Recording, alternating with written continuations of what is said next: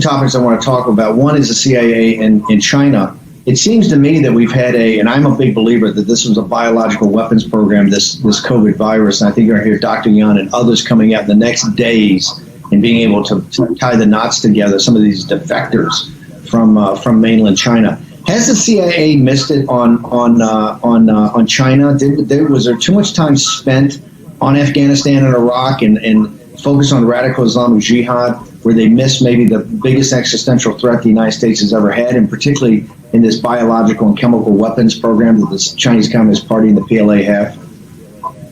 Yeah, well, there's no question we missed the boat on China. Whether that's because we were too busy in Afghanistan or that's because politics has sort of taken over at CIA headquarters, that's another topic. But I mean, we should have had that lab, all those labs in Wuhan, wired backwards and forwards. We should have known precisely what was going on.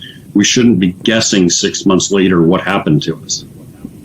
Sam, you've written a brilliant piece in The Revolver. We're going to have you back on next week to go into more detail because we don't have enough time now. But just briefly, you're very concerned about what you're seeing going on today in the streets of America. I know Raheem's got some updates, but just tell us briefly, what's the piece? We're going to have you next week to talk about it.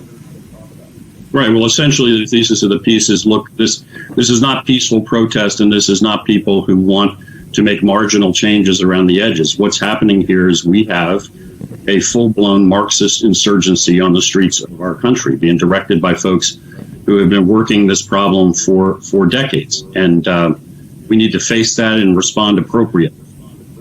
You're saying we have a Marxist insurgency. You, a career CIA officer, saying we have a Marxist insurgency on the streets of America. Yeah, without question. And I don't use that term as a throwaway or cavalierly. I mean that precisely. One of the groups involved here is the Revolutionary Communist Party of the United States.